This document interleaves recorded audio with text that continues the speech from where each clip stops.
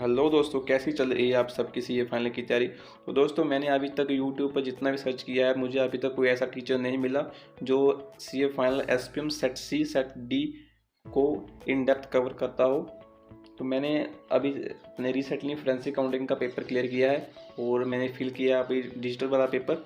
तो ये वीडियो मैं 12 जनवरी को रिकॉर्ड कर रहा हूँ। उसके बाद जो नेक्स्ट पोर्शन आएगा इस वीडियो का, उसमें मैं कवर करूँगा कि कौन कौन से क्वेश्चन हमारे फोरेंसिक में आए थे। सबसे पहले कि हम लोगों ने फोरेंसिक अकाउंटिंग को चूज़ क्यों करना है। तो जैसे कि सेट सी है हमारा, सेट सी में आप लोग देख सकते हो कि रिस्क मैनेजमेंट है, पब्लिक फाइनेंस है।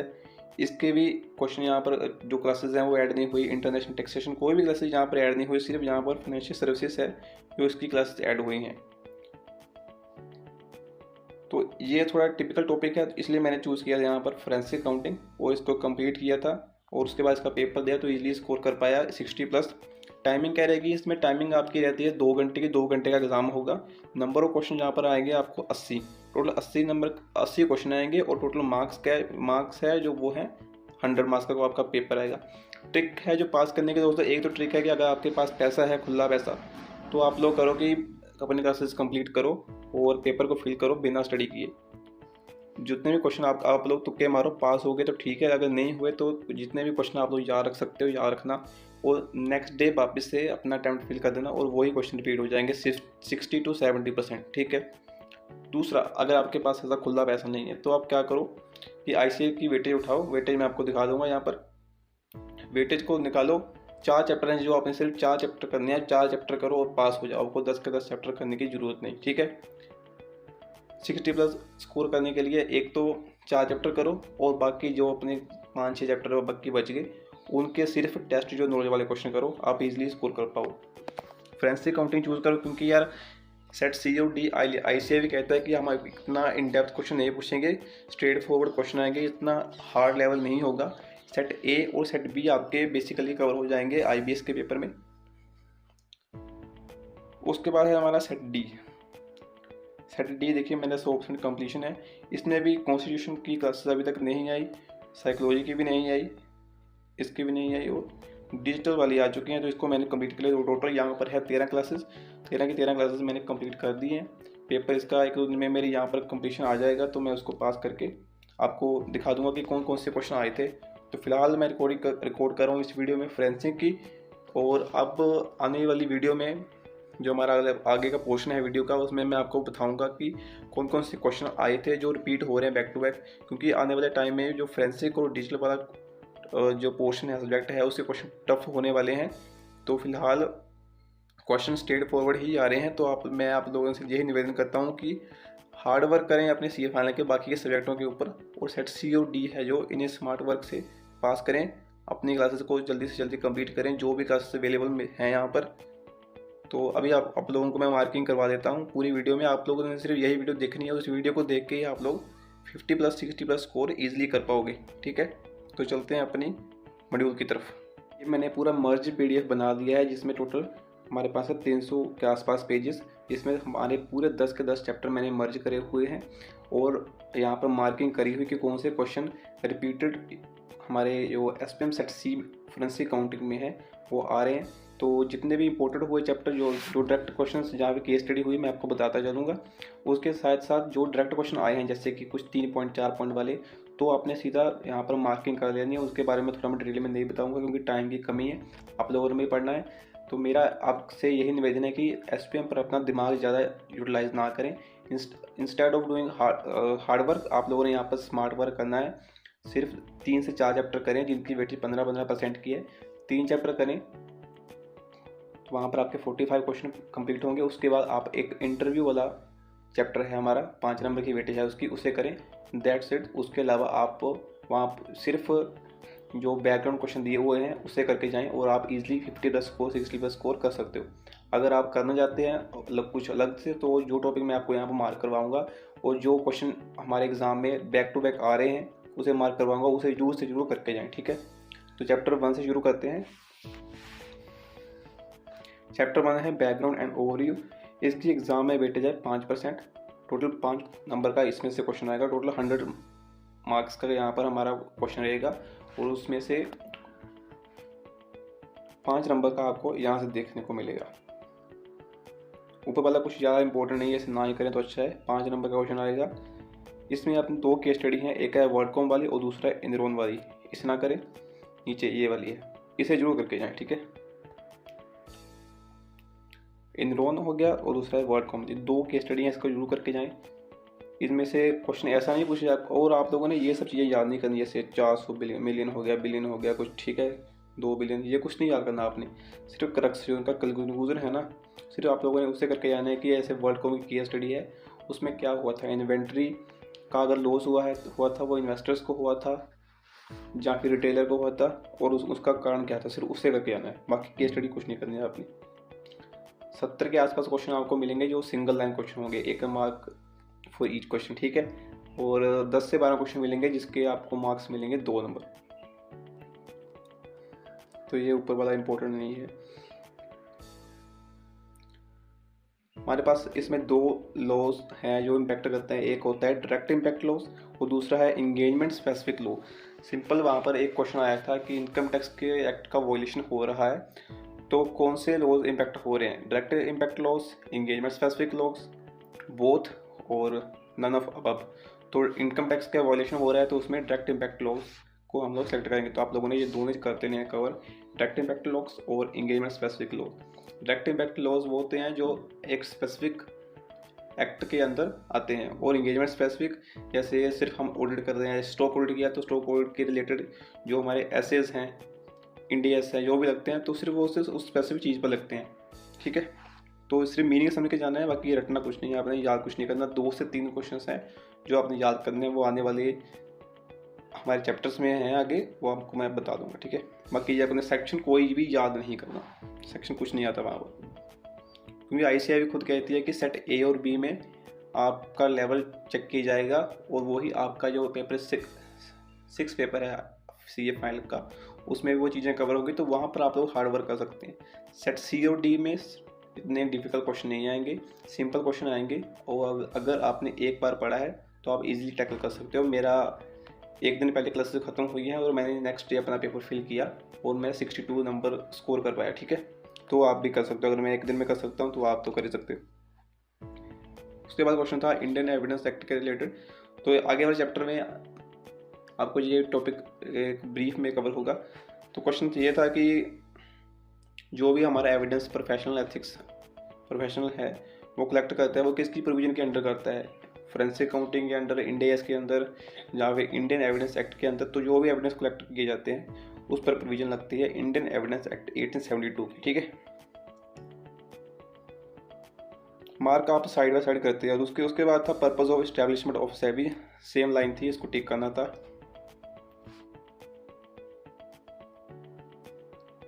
उसके बाद था इलेक्ट्रॉनिक कम्युनिकेशन का मतलब क्या होता है, सेम टू सेम लाइन मिलेगी।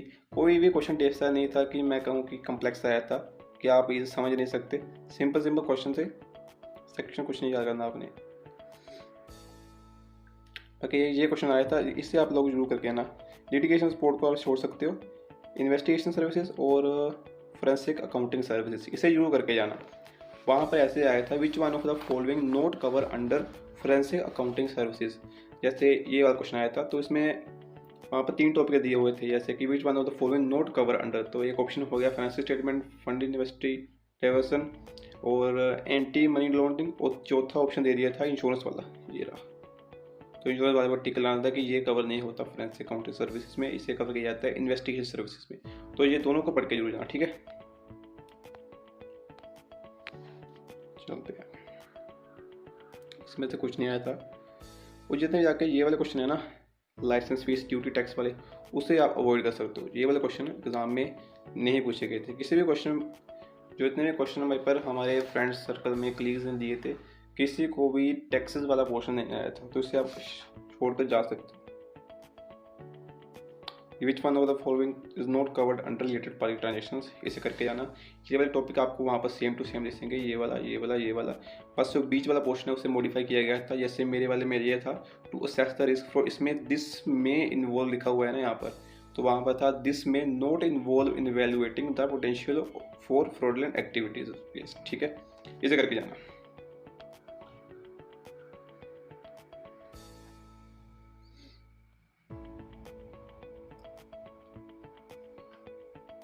हाँ ये भी करके जाना, तीनों आए थे ये बस डिले, 1 2 3 सेम टू सेम ऐसा ही आया था। चौथा पता नहीं कहाँ से डाल दिया था उन्होंने। तो विसल ब्लोअर की कंप्लेंट है, उसके अगेंस्ट जो भी ऑब्जेक्टिव है, कैसे इन्वेस्टिगेट किया जाता है, उसके रिलेटेड था क्वेश्चन। और टेस्ट योर नॉलेज में से डायरेक्ट आपको सेम टू सेम क्वेश्चन देखने को मिलेंगे बिना किसी मॉडिफिकेशन के। तो हमारे में ये क्वेश्चन आया था, मिस अप्रोप्रिएट स्टेटमेंट, और ये बाकी आपने हर एक चैप्टर के टेस्ट योर नॉलेज वाले क्वेश्चन जरूर करके जाने हैं। 40 से 45 मार्क्स आपको वहाँ से देखने को मिलेंगे। चैप्टर 2 का है हमारा आगे इंट्रोडक्शंस एंड बेसिक कंसेप्ट। इसकी वेटेज है 15 मार्क्स की, 15% की वेटेज है, तो 15 मार्क्स का आपको यहाँ से देखने को मिलेगा। पहला तो ये क्वेश्चन था कि फोरेंसिक का मीनिंग क्या होता है। साइंटिफिक मेथड वहाँ पर नहीं लिखा था, तो इसे टिक लगाना था। सिंगल लाइन क्वेश्चन आएगा, ठीक है। What is the dictionary meaning of forensic, तो यही लाइन आपको वहाँ पर देखने को मिलेगी। तो चूज़ करना है आपने कि साइंटिफिक मेथड सोल्व किए जाते हैं, मेथड यूज़ किए जाते हैं टू सॉल्विंग क्राइम, ठीक है। ये तो क्वेश्चन है। उसके बाद आगे प्रोफेशनल जजमेंट का, इसके 2 से 3 क्वेश्चन आए थे। मल्टीपल चैप्टर में से हो सकते हैं, जैसे एक में रिपोर्ट फाइंडिंग था, एक में से कंक्लूजन था, दूसरा नोट एक्सप्रेसिंग ऑन ओपिनियन था कि फोरेंसिक अकाउंटिंग एक्सपर्ट अपना ओपिनियन एक्सप्रेस करते हैं या फिर नहीं करते हैं। तो वो फोरेंसिक अकाउंटिंग प्रोफेशन अपना ओपिनियन एक्सप्रेस नहीं करते, उनका यही काम होता है कि एविडेंस को कलेक्ट करना और कोर्ट में प्रेजेंट करना लीगल प्रोसीडिंग्स के लिए, ठीक है। तो 2 से 3 क्वेश्चन आपको पूरे चैप्टर में से इसी टॉपिक के मिलेंगे। उसके बाद सीधा ये भी विच one of the following note introduce जो भी है, ठीक है, इसे करके जाना, ये भी आया था। देन इन्वेस्टिगेशन और ऑडिट वाला पोर्शन होता है जो हमने इंटर में कवर किया है कि ऑडिट में हम लोग इन्वेस्टिगेट नहीं कर सकते, पावर ऑफ स्क्रूटनी नहीं होती हमारे पास। तो वो वाला छोटा सा केस आया था 1-2 नंबर का, तो इसे कर लेना। मार्किंग साइड बाय साइड करते हो, सेक्शन आपने कोई भी नहीं करना। नोट इवन सिंगल क्वेश्चन आया था जो सेक्शन के ऊपर, ये कर लेना, ये आया था क्वेश्चन। वो FAIS किस पर एप्लीकेबल होता है, नॉट एप्लीकेबल टू ऑडिटर और to other professional undertaking forensic accounting investigation engagement, ठीक है। मतलब बेसिकली पूछना चाहता था कि FAIS किस पर एप्लीकेबल होता है। नीचे ये वाला क्वेश्चन, प्रोफेशनल जो भी हमारे क्वेश्चन पूछे जाते हैं ना, उसमें कौन कौन से क्वेश्चन जो अकाउंटिंग प्रोफेशनल है, फोरेंसिक अकाउंटिंग एक्सपर्ट, उसके द्वारा कवर किए जाते हैं। तो 3 थे ये सेम टू सेम आए थे। उसके बाद एक उन्होंने बाहर से डाल दिया था, उससे हमने विच one of the following note cover लिखा था, तो उसे क्लिक कर देना था। एक बार पढ़ के जाना आप लोगों ने। फ्रॉड ट्रायंगल, ये अब हमारे पास 3 टॉपिक हैं। एक हो गया फ्रॉड ट्रायंगल, दूसरा है फ्रॉड डायमंड और फ्रॉड सर्कल। तीनों करके जाना, ठीक है। किसी इसमें से तीनों में से एक क्वेश्चन आपको अपने सेट में मिलेगा। मेन तो ऊपर वाला है ट्रायंगल वाला और फ्रॉड, इसमें से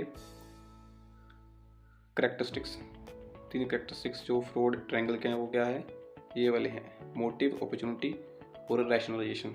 सेम टू सेम यही है, मोटिव, अपॉर्चुनिटी, रैशनलाइजेशन। तो इसे यूज कर देना, बाकी बीच का करने की जरूरत नहीं, बात से आया था। फ्रॉड डायमंड भी कर लेना, इसके 4 है ये पोर्शन, इसे करके कर लेना, ये भी आया था।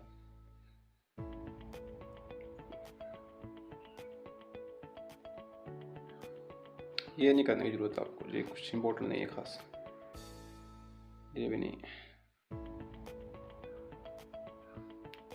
हाँ ये करना है, ये जरूर से करके जाना। 2 से 3 नंबर क्वेश्चन आपको यहाँ से मिलेगा। 15 मार्क्स की वेटेज है पूरे चैप्टर की। तो बेसिक यहाँ पर 2 से 3 क्वेश्चन यही टॉपिक कवर करता है। मेन हमारे यहाँ इसमें प्रिंसिपल, पहले तो आपको प्रिंसिपल आइडेंटिफाई करना आना चाहिए, ठीक है। याद नहीं करना किसी को भी।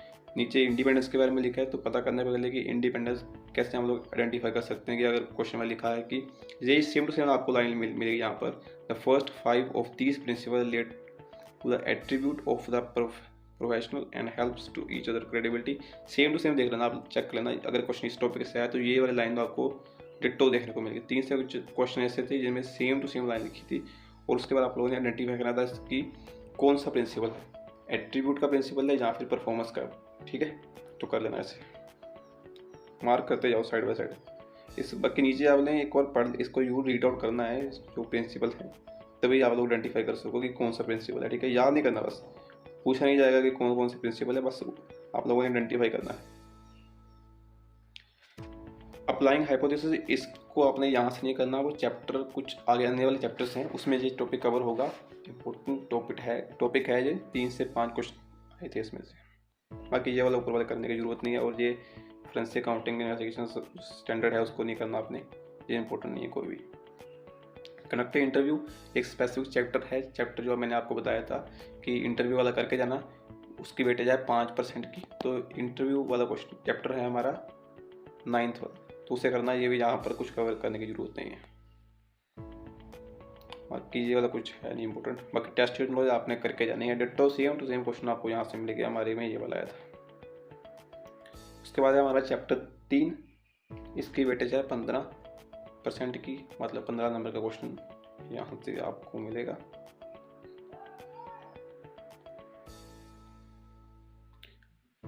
ये वो क्वेश्चन आया था, इसे कर लेना। कॉर्पोरेट के अगेंस्ट फ्रॉड किए जाते हैं तो उसके कॉन्सिक्वेंस क्या है, तो एक बार करके आना। बाहर से बस बाहर वाला देखे ना, अंदर वाला कुछ करने की जरूरत नहीं। बाहर वाला आया था कि बस तीनों के आपका 3 यहाँ पर सही दिए गए थे और एक रॉन्ग था, तो उसे टिक लगा देते। विच one of the following not covered under consequences of fraud against corporate. ठीक है, उसके बाद ये वाले है बैंकिंग स्कैम है ना, जो बैंकिंग फ्रॉड, इनको याद नहीं करना आपने, बस इनका मीनिंग आपको पता होना चाहिए। आइडेंटिफाई को एग्जांपल देंगे, एग्जांपल के बाद आपने आइडेंटिफाई करना है कि कौन सा स्कैम है, कौन सा बैंकिंग स्कैम है। जैसे कि एटीएम का थेफ्ट हुआ, ठीक है, एटीएम के रिलेटेड कोई फ्रॉड था, तो सेलेक्ट करना है कि आपने कि कौन सा बैंकिंग फ्रॉड है। आइडेंटिफाई थेफ्ट है, फिशिंग है, एटीएम स्कीमिंग है। तो एटीएम स्कीमिंग, इन पर 2 केस आए थे, एक तो ये फिशिंग वाला आया था, दूसरा एटीएम स्कीमिंग वाला आया था।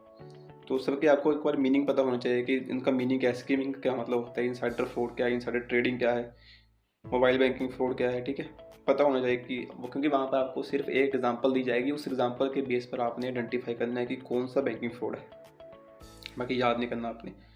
एसिड मिस अप्रोप्रिएशन दे आने वाले चैप्टर्स में भी इसकी वेटेज काफ़ी अच्छी है, 2-3 क्वेश्चन इसके ऊपर आए थे, तो इसको यहाँ से मत करना, दूसरे चैप्टर में से कर लेना। ये करके हमने सीधा सीधा आया था। इंश्योरेंस वाला टॉपिक यहाँ से नहीं आया था, आने वाले चैप्टर्स हैं जो, उसमें से टॉपिक एक क्वेश्चन पूछा गया था इंश्योरेंस के रिलेटेड। उसके बाद इनसाइडर ट्रेडिंग का क्वेश्चन मैंने आपको पहले कहा था कि पूछा गया था। पोंजी स्कीम के ऊपर क्वेश्चन आया था एक, रनिंग, फ्रंट रनिंग, ये सब आपने करके जाना है। ठीक है, हमारे क्वेश्चन में ये 3 आए थे, इनसाइडर का, पोंजी का और रनिंग, फ्रंट रनिंग का, 4 क्वेश्चन आए थे ये। और ये वाला फिशिंग स्कैम, इसे भी करके जाना है। वो ईमेल वगैरह स्कैम होता है ना, जो उस बड़े स्कैम इसमें कवर होते हैं। मीनिंग को अंडरस्टैंड करके जाना, बाकी कुछ ज़्यादा करने की ज़रूरत नहीं। ये वाला छोड़ देना ऊपर वाला। ये 2 क्वेश्चन आए थे, मिसरी रिप्रेजेंटेशन ऑफ प्रोडक्ट वाला और प्लेगरिज्म और पायरेसी कर लेना है। चूज़ करना था कि तीनों में से कौन सा इफेक्ट हो रहा है, पायरेसी है, प्लेगरिज्म है, या फिर मिस अप्रोप्रिएशन ऑफ प्रोडक्ट है। सिंपल एग्जांपल दी जाएगी, एग्जांपल के बेसिस पर आपने चूज़ करना है कि कौन सा फ्रॉड है। तो फ्रॉड आइडेंटिफाई करने से पहले आपको उसका मीनिंग जरूर पता होना चाहिए। मिस अप्रोप्रिएशन ये आपने यहाँ से कर लेना है, 2 से 3 क्वेश्चन आएंगे, इंपॉर्टेंट टॉपिक है ये। पूरा टॉपिक नहीं करने की जरूरत, सिर्फ एग्जांपल मीनिंग समझना है इसका, क्योंकि ये टॉपिक नहीं आएगा आपको, सिंपल एग्जांपल आएगी, और एग्जांपल के बेसिस पर आपने सेलेक्ट करना है कि मिस अप्रोप्रिएशन ऑफ एसेट्स कैसे हुई हैं। जैसे लेट अस सपोज बिलिंग है, जैसे शेल कंपनी बनाई ना, शेल कंपनी क्वेश्चन आया था, शेल कंपनी के रिलेटेड एग्जांपल आया था, तो चूज़ करना था कि कैसे मिस अप्रोप्रिएशन एसेट का हुआ है, क्या क्लाइंट ने किया है, एम्प्लॉय ने किया है, या फिर सीईओ लेवल पर हुआ है। स्कीमिंग कर लेना है, क्वेश्चन आया था, 2 क्वेश्चन आए थे इस पर। रैपिंग स्कीम जरूर, ये skimming technique, which one following is the other skimming technique, जरूर कर लेना है। क्वेश्चन इंपॉर्टेंट है स्कीमिंग वाला टॉपिक, स्कीमिंग वाला टॉपिक पूरा इंपॉर्टेंट है। 2-3 क्वेश्चन आए थे आई थिंक इसके।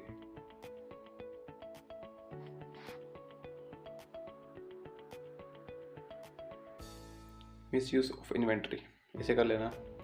तीनों के तीनों क्वेश्चन टॉपिक दिए थे, एक टॉपिक कोई और ही था, जैसे लेटस वो ये था, तो आपने उसको टिक लगाना था। विच one of the following is not covered under the misuse of inventory. अगर इन्वेंट्री का कोई भी मिसयूज वाला क्वेश्चन आया तो इन्वेंट्री का मिसयूज कौन कर सकता है? एम्प्लॉय। ठीक है, एम्प्लॉय को याद रखना। एम्प्लॉय के ऊपर होता है, एम्प्लॉय अपॉर्चुनिटी देखता है। कोई इंटरनल कंट्रोल में वीकनेस वगैरह आती है ना, तो उस केस में एम्प्लॉय को अपॉर्चुनिटी दिखती है और वो मिसयूज ऑफ इन्वेंट्री करता है। तो वहाँ पर ऑप्शन आ गया कि मिसयूज ऑफ इन्वेंट्री कौन कर सकता है? Employee, client, CEO, HOD। तो एम्प्लॉय टिक लगा देना आपने।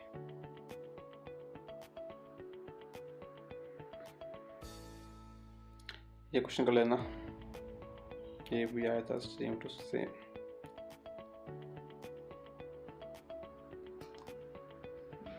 चैनल स्टफिंग पर 2 से 3 क्वेश्चन आए थे, 2-3 चैप्टर में और है, उसमें भी ये चैप्टर कवर होता है चैनल स्टफिंग का, तो इसे करके आना।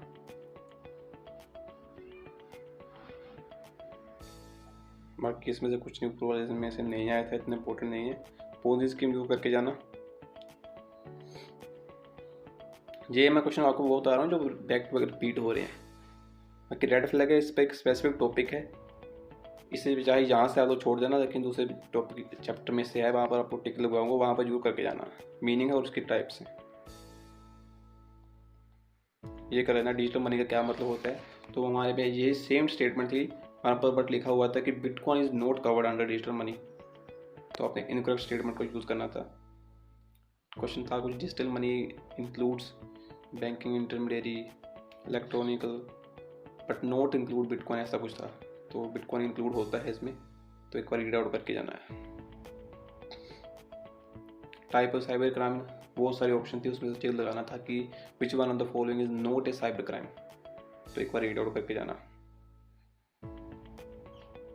Related party transaction case study आया था कि अपने पार्टीज को हमने पेमेंट दिखाई है, ट्रांसफर किया है एक्सेस फंड। ठीक है, करके जाना। ऐसे भी 2 नंबर की केस स्टडी थी, ज़्यादा कुछ बड़ी केस स्टडी इसमें आती नहीं, 4 से 5 लाइन की केस स्टडी होगी अगर केस स्टडी आएगी। ये है लेटेड वाला, लेटेड पार्टी। ऊपर टॉपिक कर लेना और ये वाला कर लेना।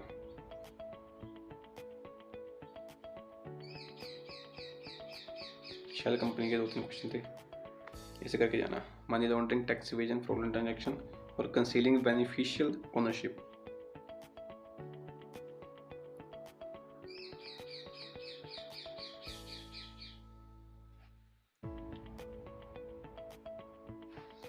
टेस्ट योर नॉलेज में से क्वेश्चन 1, 3 और 6 ये वाले हमारे पेपर में आए हुए थे। देखो 3 क्वेश्चन तो आपको बैकएंड में मिल गए कि 15 में से 3 ये हो गए और बाकी बचे 12, वो आपको टॉपिक में से मिलेंगे। चैप्टर आगे है हमारा चैप्टर नंबर 4। चैप्टर 4 में 4 की वेटेज है 10%, 10 नंबर का क्वेश्चन यहाँ पर आपको मिलेंगे। इंट्रोडक्शन कुछ करने की जरूरत नहीं है, कैरेक्टरिस्टिक्स को देखने की ज़्यादा कुछ है नहीं। अपॉर्चुनिटी है, इसमें से केस स्टडी आई थी कि एम्प्लॉई, जैसे मैंने आपको पिछले चैप्टर में एक एग्जांपल दी थी कि एम्प्लॉई इन्वेंटरी का कुछ कर रहा है, तो उसमें अपॉर्चुनिटी किसे मिल रही है कि एम्प्लॉय को मिल रही है, क्लाइंट को, HOD को या CEO को। तो अपॉर्चुनिटी हमेशा मिलती है एम्प्लॉय को, क्योंकि उससे पता होता है कि जैसे लेट सपोज एक ही एम्प्लॉई है 10-20 साल से सेम जॉब को परफॉर्म कर रहा है, सेम प्रोफाइल पर काम कर रहा है, तो उसे उसके लूप होल पता होंगे। अगर उसकी रोटेशन नहीं हुई तो वो उसको अपॉर्चुनिटी दिखेगी। जैसे लेट सपोज कोई इंटरनल कंट्रोल वीक है, लेट सपोज शाम को अगर ATM है, ATM के बाहर प्यून नहीं बैठता है ना, तो अपॉर्चुनिटी दिखेगी किसी एम्प्लॉय को। तो एम्प्लॉय को जैसे अपॉर्चुनिटी दिखेगी तो वहाँ पर वो कुछ ऐसा करेगा कि फ्रॉड हो सके। कर देना इससे भी कर लेना। ठीक है, अंडरस्टेटमेंट ओवर स्टेटमेंट वाला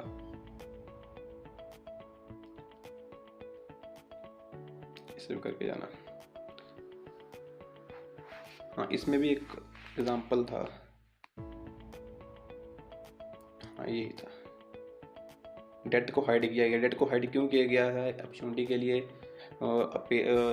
ये तीनों आए थे कि लॉसेस को मैनेजमेंट हाइड करना चाहता है, फाइनेंशियल हेल्थ को दिखाना चाहता है, या फिर अर्निंग को बढ़ा चढ़ा कर दिखाना चाहता है। अगर डेट को अगर मैनेजमेंट ने अपने डेट को छुपाया है, दैट मीन कि वो अपनी फाइनेंशियल हेल्थ को ज़्यादा दिखाना चाहता है, ठीक है। तो ऐसी एग्जांपल रहेगी, उस एग्जांपल में यहाँ पे चूज़ करना है कि अगर ये चीज़, अगर लेट अस सपोज डेट, अगर डेट है 20 करोड़ का और दिखाया गया है 5 करोड़ का, तो उसके पीछे की इंटेंशन क्या होगी? क्या अर्निंग को ज़्यादा दिखाया जा सकता है? नहीं, क्योंकि अर्निंग को डेट का कोई है नहीं कॉम्बिनेशन, ठीक है। और हाइड लॉसेस और मिसमैनेजमेंट, डेट है वो लॉस तो है नहीं, मिसमैनेजमेंट भी नहीं हो सकता।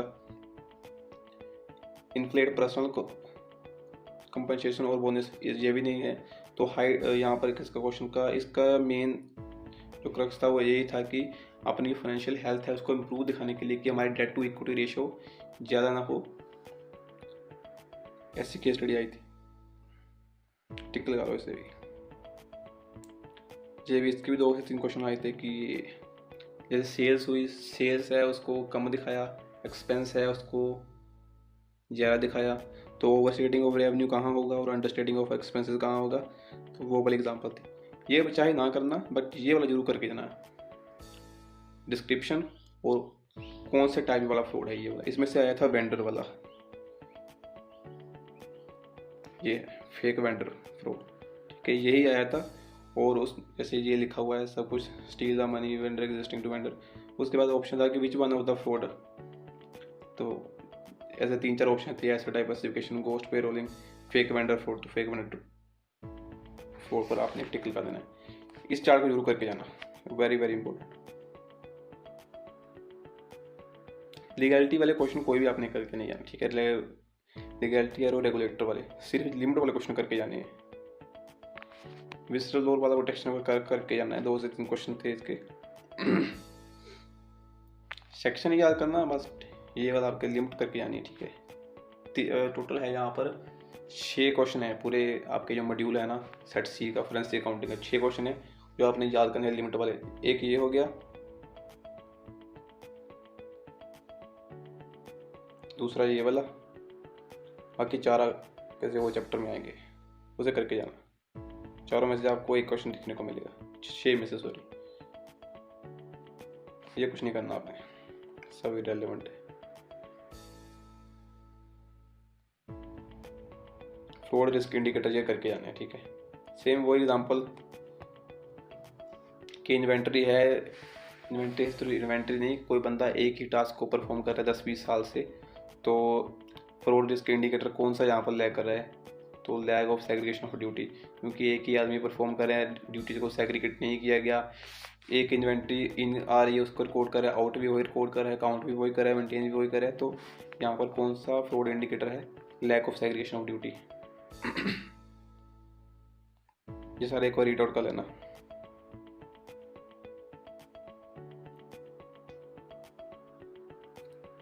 ये भी करना है, ठीक है। वहाँ पर चूज़ करना है, क्योंकि प्रेशर होता है सीईओ पर और अपॉर्चुनिटी किससे मिलती है? एम्प्लॉयज़ को।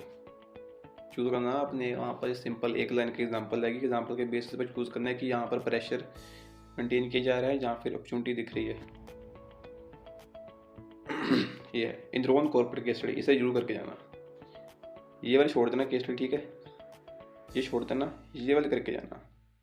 इस केस स्टडी को पढ़ लेना और उसके बाद आपने चूज़ करना है कि प्रेशर है, मोटिवेशन है, अपॉर्चुनिटीज़ है या फिर रैशनलाइजेशन है।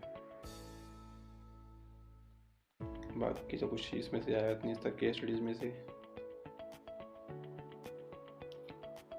TY के ये क्वेश्चन आए थे, पहला, तीसरा लिमिट वाला क्वेश्चन आ गया था ना, ये वाला 2 आए थे। चैप्टर आगे 5, इसकी वेटेज है 15% की। तो अगर 4 चैप्टर आप करके जाते हो तब भी आपकी वेटेज हो जाती है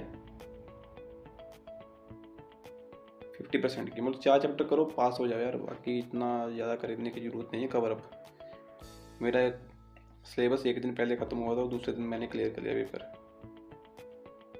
तो आप तो कर ही सकते हो।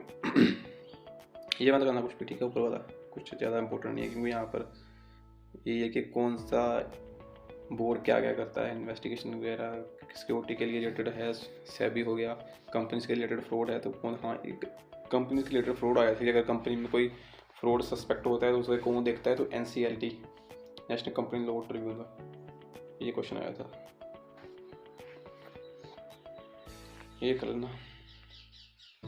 बिलिंग फ्रॉड हुआ था और एम्बेजलमेंट वाला तो किसने किया होगा? मैनेजमेंट ने किया था या फिर एम्प्लॉय ने किया था, क्लाइंट ने? तो एम्प्लॉय कर सकता है। अगर करप्शन करनी है और टैक्स इवेजन करना है तो कौन कर सकता है? वो मैनेजमेंट कर सकता है। दोनों क्वेश्चन आए थे, ये भी कर लेना, ये आया था।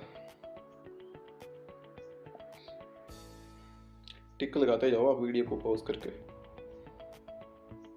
ये भी आया था, कौन से क्वेश्चंस हैं जो प्रोफेशनल ऐड करेगा अपने क्वेश्चनर में। और कंप्यूटर डाटा में से क्वेश्चन आया था कि chat logs come under which kind of evidence. ये टाइप्स ऑफ एविडेंस है, कर लेना इससे एक बार। Financial report, computer data, physical evidence, witness testimony, तो कंप्यूटर डाटा में कवर होता है ये चैट लॉग।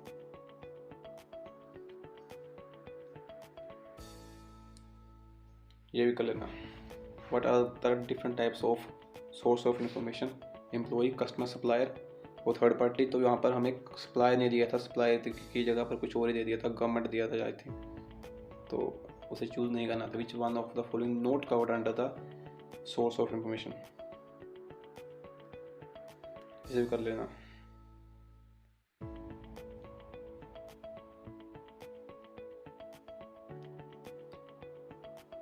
और यहाँ पर फोरेंसिक अकाउंटिंग एक्सपर्ट कौन सी फॉर्म्स में अपने जो एविडेंस है उसको कलेक्ट करेगा? तो ये 4 ऑप्शन थे, चारों में से एक अलग था।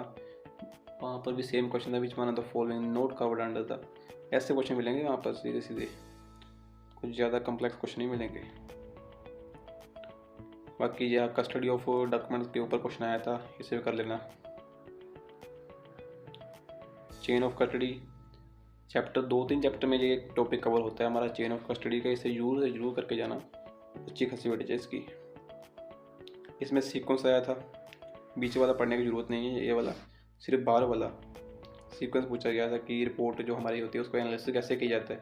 पहले केस को अंडरस्टैंडिंग करेंगे, उसके बाद हम लोग रेलिवेंट इन्फॉर्मेशन है जो, उसके बाद डाटा कलेक्ट करेंगे, एनालाइज करेंगे, फिर कंक्लूजन को ड्रॉ करेंगे। तो ऐसे लिखा था कि एनालाइजिंग जो पोर्शन है वो गैदरिंग ऑफ डाटा के पहले आता है या फिर बाद आता है, अच्छा था। बाकी ये भी आया था, note cover under the analytical ratio analysis, trend analysis, benchmarking, data mining, और कुछ एक और ही ऐड किया था, डाटा माइनिंग नहीं था, उसकी जगह पर चूज करना था। टूल ऑफ फोरेंसिक, एफटीके, इस पर एक स्पेसिफिक क्वेश्चन भी आया था, तो इससे करके एफटीके का मतलब वही होता है कि अगर कुछ फाइल्स कंप्यूटर में से डिलीट की गई हैं या फिर हाइड करी गई हैं तो एफटीके की मदद से हम लोग उसे रिकवर कर सकते हैं उसको।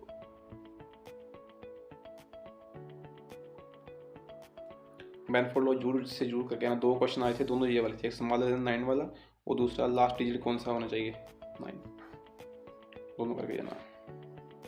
बस ये तो सीक्वेंस और फोल्डिंग वाला बीच वाला पॉइंट आपने नहीं करने, बस 12 वाले पॉइंट है, उसकी सीक्वेंस आपको पता होना चाहिए। सबसे पहले ऑडियंस हमने आइडेंटिफाई करनी है कि कौन सी हमारी ऑडियंस है।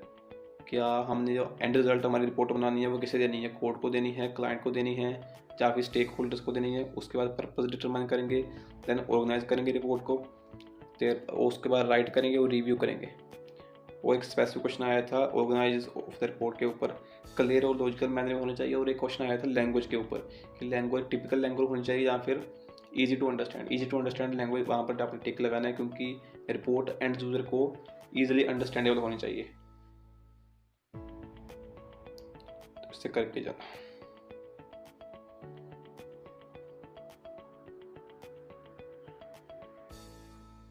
देन ये वाले है क्वेश्चन आपके जो आपने याद करने हैं। माइनर के वहाँ पर ये क्वेश्चन आया था कि माइनर किसे कहते हैं, major, serious, very serious fraud किसे कहते हैं। अगर 1 लाख के नीचे वाला फ्रॉड है तो माइनर हुआ, 1 से 50 लाख का है मेजर हुआ, 50 लाख से 5 करोड़ वाला है तो सीरियस फ्रॉड है, अगर 5 करोड़ से ऊपर वाला है तो वेरी सीरियस। और इस केस में रिपोर्टिंग किसे करनी, अगर 1 लाख तक का, मेरे पेपर में ये वाला आया था कि अगर 3 करोड़ से ऊपर वाला केस है तो उस केस में रिपोर्ट किसे करनी है, सीरियस फ्रॉड इन्वेस्टिगेशन ऑफिसर को विदिन 1 मंथ करनी है। आपने यहाँ पर 2 चीज़ याद रखनी है, एक तो जैसे ये वाला है कि 1 लाख तक का फ्रॉड है तो उसे रिपोर्ट करना है आरबीआई को विदिन 3 वीक।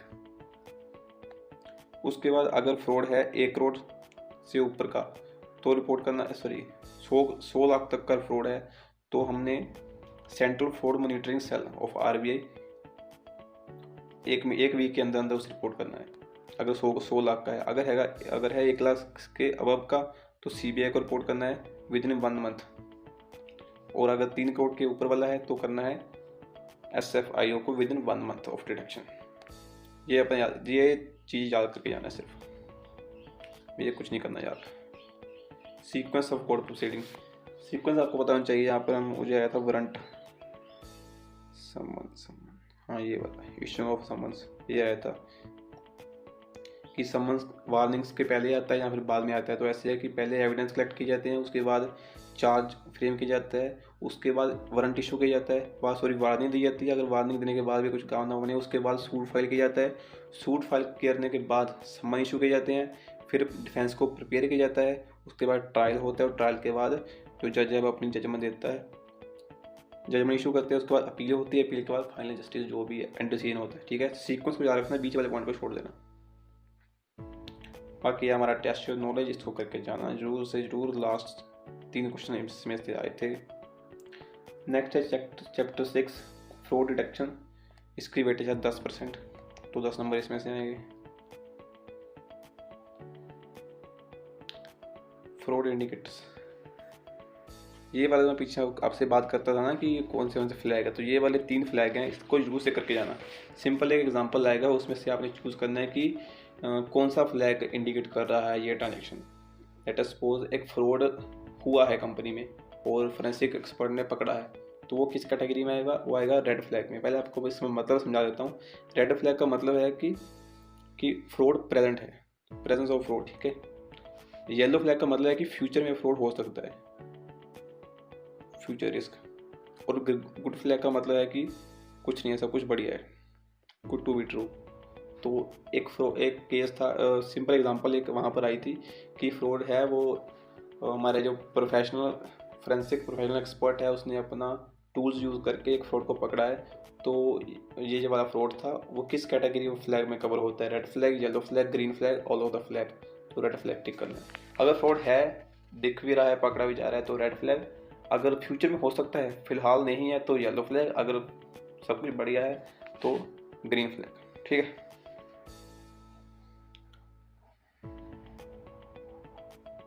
हाँ ये तो कवर हो गया, किसे कहते हैं red flag, green flag.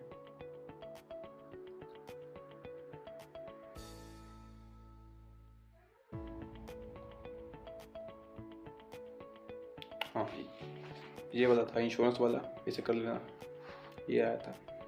Case study इसके बेसिस पर आई थी कि एग्जांपल था, जैसे लेट अस सपोज यही, इसे चूज कर लो, ये वाला कि कौन सा इंडिकेटर है जी, एक्सटर्नल फैक्ट इंटरनल है या फिर एक्सटर्नल है। एग्जांपल्स जो ये वाली हैं सारी, इसे जरूर से जरूर कवर करके जाना। एक बार रीड आउट करना, याद मत करना, समझ लेना कि कौन से फैक्टर इफेक्ट कर रहे हैं इसको। गवर्नेंस का मतलब हो गया कि एक्सटर्नल, इंटरनल हो गया अपने वाला और एक्सटर्नल हो गया बाहर वाला।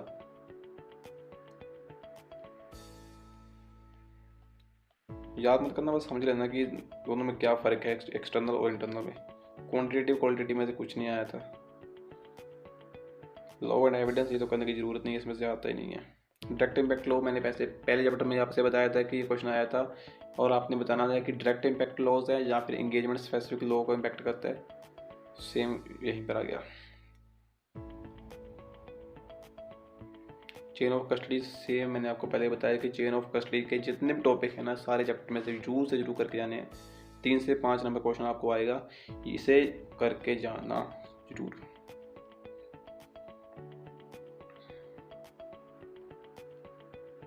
अप्लाइंग हाइपोथेसिस, इसे जरूर से जरूर करके जाना, इंपॉर्टेंट चैप्टर। इसे मीनिंग नहीं करना है इसका, एग्जाम्पल आप लोगों ने चूज़ करना है वहाँ पर कि हाइपोथेसिस लगाई है, क्या है, क्यों है, नहीं। उसके बाद इसे चूज़ करना है आपको, वहाँ पर एक स्टेटमेंट दी जाएगी, आपने चूज़ करना है कि वो प्रोवाइडिंग है, प्रूविंग है, डिसप्रूविंग है और नॉट प्रूविंग है। प्रूविंग का मतलब है कि लेट अस हाइपोथेसिस, इसका मतलब है कि जो फोरेंसिक अकाउंट एक्सपर्ट है ना, उसको लगा, या फिर उसने अपने टूल्स यूज़ किए और उसको लगता है कि फ्रॉड हो सकता है। ठीक है, उसको लगता है ना फ्रॉड हो सकता है, तो उसने टूल यूज़ किए और उसके बाद उसने एविडेंस कलेक्ट किए। एविडेंस कलेक्ट करने के बाद पता चल गया कि फ्रॉड है, इसका मतलब है कि ये हुआ प्रूविंग। डिसप्रूविंग, उसको लगता है कि फ्रॉड है और उसके बाद उसने इन्वेस्टिगेशन की, एविडेंस कलेक्ट किए, बट प्रूव नहीं हुआ कि वो फ्रॉड है, इसे कहते हैं डिसप्रूविंग। नॉट प्रूविंग, उसने टूल्स यूज़ किए, एविडेंस कलेक्ट किए, बट उसको एविडेंस मिले ही नहीं, फ्रॉड है या नहीं है वो कंक्लूड नहीं कर पाया, उससे कहते हैं नॉट प्रूविंग। केस स्टडी आएगी सिंपल 2 से 3 लाइन की, लिखा होगा कि एविडेंस नहीं मिला, चूज़ करें कि ये स्टेटमेंट प्रूविंग है, डिसप्रूविंग है और नॉट प्रूविंग है, तो आपने नॉट प्रूविंग टिक कर देना है जो भी आपको स्टेटमेंट आएगी, ठीक है। मीनिंग पर नहीं जाना, हाइपोथेसिस जहाँ पे ऊपर आपने ये वाला सारा कुछ पढ़ना नहीं है, समझना है सिर्फ। एग्जाम्पल जरूर कर लेना है इसकी। एनपी वाला ये वाला कहना हाइपोथेसिस वाला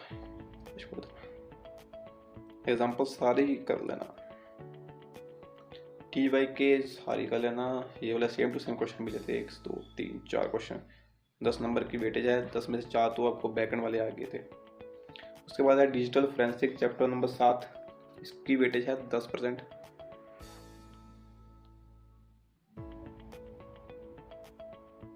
ये है उसके बाद डिजिटल एविडेंस में कौन कौन सी चीज़ें कवर होती हैं, चैप्टर 1 में भी आपको बताया था ये क्वेश्चन, उसी चैप्टर में से है, इसमें कवर किया कर दिया था मैंने, जरूर करना है इससे भी। एफटी के वाला क्वेश्चन आया था कि अगर डिलीटेड फाइल है या फिर हाइड फाइल है तो उसमें से कौन सा फोरेंसिक टूल यूज़ किया जाएगा, तो एफटी के। ये कर लेना एक बार, ये कुछ करने की ज़रूरत नहीं है, इसमें तो ये था। ये वो क्वेश्चन आया था, इसमें क्वेश्चन ऐसा था कि एक फोरेंसिक एक्सपर्ट है, उसने जो फॉर्मेट अपने ऑफिस में फॉलो किया था उसी फॉर्मेट में उसने एक रिपोर्ट बनाई और कोर्ट को प्रेजेंट कर दी थी। तो कोर्ट, उसका आंसर ये आना था कि कोर्ट को जो भी एविडेंस प्रोवाइड किया जाता है वो ऐसे नहीं किया जाता, जो भी फॉर्मेट कोर्ट ने एडमिसिबल किया होता है उसी ही फॉर्मेट में हम लोगों ने रिपोर्टिंग करनी है, कोई अपना पर्सनल वहाँ पर प्रेजेंटेशन जहाँ फॉर्मेट फॉलोअप नहीं करना। ये भी कर लेना, सेम टू सेम क्वेश्चन ऐसे ही था, one of the following not covered under the simple, इसे भी कर लेना। सेम क्वेश्चन चैप्टर नंबर 1 में से व्हाट इज इलेक्ट्रॉनिक कम्युनिकेशन, ये लिखा था, ये कुछ नहीं करना आपने, लीगलिटी कुछ नहीं करनी, कंप्यूटर वायरस किसे कहते हैं, ये वाला क्वेश्चन आया था। हाँ ये वाला था, मैंने आपको बताया ना कि टोटल 6 क्वेश्चन है, 6 में से एक आपको जरूर आएगा, 2 क्वेश्चन ऊपर आपको मैं लिमिट वाले बताए हैं, वो 4 क्वेश्चन है ये वाले। Punishment for dishonesty, punishment for identify theft, punishment for cheating और punishment for violation of privacy. तो एक मुझे ऊपर लिमिट वाला आया था और दूसरा आया था ये वाला क्वेश्चन मेरे वाले सेट में, तो आप इसे जरूर करके जाना। ये वाला हो गया, ये हो गया, ये हो गया और ये वाला, 6 क्वेश्चन है, 6 में से आपको एक तो देखने को जरूर मिलेगा, बाकी ऊपर वाला कुछ करने की जरूरत नहीं है। MCQ same to same, chain of custody देखो सेम टू सेम यही क्वेश्चन आया था, चेन ऑफ कस्टडी वाले जितने भी क्वेश्चन हैं सारे के सारे आपने कवर करने हैं। 2 क्वेश्चन इसमें से आए थे, टोटल 10 हैं, 10 में से बैकएंड वाले 2 क्वेश्चन आए थे, बाकी 8 क्वेश्चन आपके चैप्टर में से, तो बैकएंड वाले क्वेश्चन जरूर से जरूर करना। उसके बाद चैप्टर नंबर 8, इसकी वेटेज है 5% की। तो आप क्या कर सकते हो कि ये सबसे छोटा चैप्टर तो ये लगा मुझे और ईजी टू स्कोर है, चैप्टर 3 कर लेना ऊपर वाले और लास्ट इससे कर लेना, 50% की वेटेज कवर हो जाएगी। अगर बाकी तुक्का भी मार दोगे तो भी आप पास हो जाओगे। बाकी ये कोई आपके रिजल्ट शीट मार्कशीट में तो वहाँ पर आने नहीं वाले कि कितने आपने स्कोर करें, तो सिर्फ पास हो और बाकी अपनी हार्ड वर्क करना है वो फाइनल के बाकी से बैठ के ऊपर करो। उसके बाद find out open ended question, ये था वहाँ पर क्वेश्चन हो गया कि select one of the following is not covered under the find out which one of the following is not covered under the open ended question। Question शुरू होंगे when, who, what, where, why, उसे जो question ऐसे शुरू होते हैं ना उसको कहा जाता है कि ओपन एंडेड क्वेश्चन।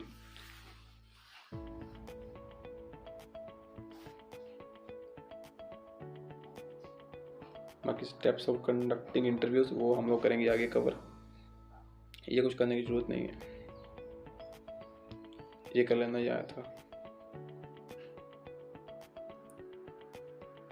हाँ ये भी क्वेश्चन आया था कि जो प्रोफेशनल से इंटरव्यू चल रहा है तो प्रोफेशनल है जो फोरेंसिक, वो नोट्स कैसे बनाएगा, क्या नोट्स कंटिन्यूस प्रोसेस है या फिर बीच में इंटरव्यू रोकेगा उसके बाद अपने नोट्स को मेंटेन करेगा।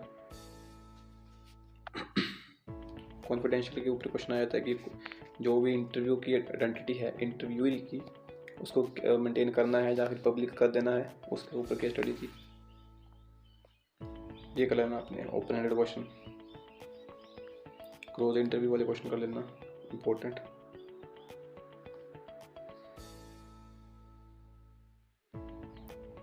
ये था, ये आपने करके जाना है कि विच kind of the following question is.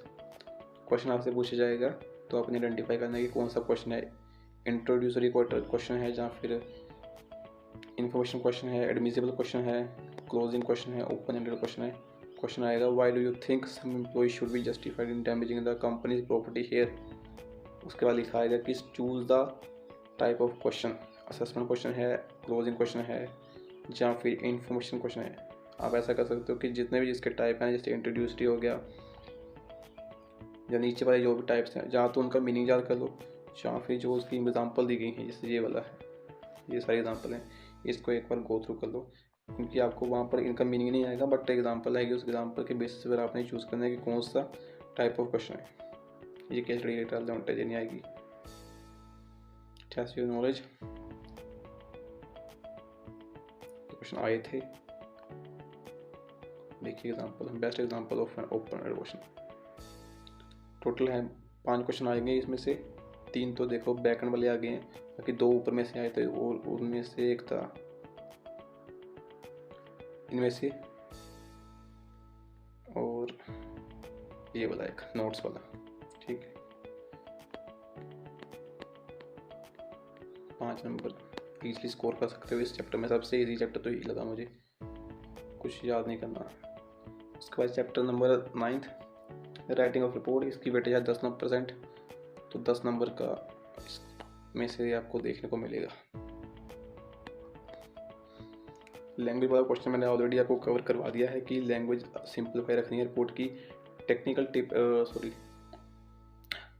Code की लैंग्वेज यहाँ पर यूज़ नहीं करनी, क्योंकि कोड की लैंग्वेज जनरल पब्लिक को समझ नहीं आती। तो हमने रिपोर्ट बना ली है कि जो ब्रॉडर ऑडियंस को कवर करे, जिसको ब्रॉडर ऑडियंस यानी कि पब्लिक लेमैन समझ सके।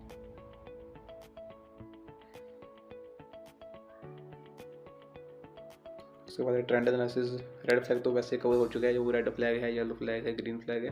ट्रेंड एनालिसिस में रेशियो आपका कवर होगा, जिस पे क्वेश्चन आया था एक। इंटरव्यू वाला भी कवर हो गया, नीचे की इंटरव्यू की जो आइडेंटिटी है उसको डिस्क्लोज करना है या फिर नहीं करना है। ये वाला कुछ है नहीं इम्पोर्टेंट, इस पर कुछ नहीं आया था। हाँ, general format of account and debt, ये दोनों को कोलैब करके ये क्वेश्चन बनाया गया था कि अमाउंट किस फॉर्म में जनरली प्रेजेंट किया जाता है। INR और करोड़ में किया जाता है, CR में, और जो डेट का फॉर्मेट है नॉर्मली ये फॉलो किया जाता है। अगर टेबुलर फॉर्म में हो तो ऐसा प्रेजेंट किया जाता है। ये कर लेना, ये आया था।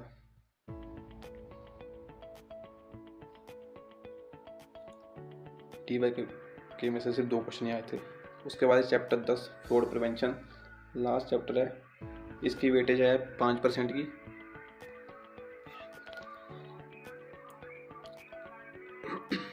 इसमें से ये वाला क्वेश्चन आया था परचेज की, आपने सेलेक्ट करना है कि डिटरमाइन कौन सा टाइप ऑफ रिस्क इसमें आप लोग चूज़ करें। जैसे कि क्वेश्चन यही आया था इंश्योरेंस पॉलिसी वाला, अगर आप लोग इंश्योरेंस पॉलिसी लेते हो तो उस केस में क्या होता है कि आप रिस्क को अवॉइड कर रहे हो, ट्रांसफर रिस्क कर रहे हो, या फिर मिटिगेट ऑफ रिस्क कर रहे हो, या फिर अज्यूम द रिस्क। अगर ये वाला आया था जैसे परचेज ऑफ इंश्योरेंस पॉलिसी वाला, तो अगर हम लोग अपनी इंश्योरेंस परचेज करते हैं उस केस में हम लोग अपना रिस्क होता है जो दूसरी कंपनी के ऊपर शिफ्ट करते हैं।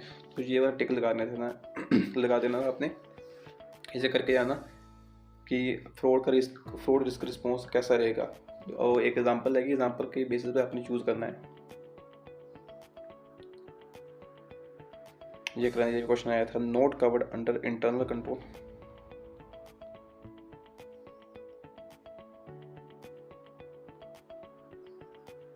बाकी TY के 4 क्वेश्चन TY के यहाँ से आए थे, बाकी 6 क्वेश्चन आए थे आपके ऊपर से, सॉरी 5।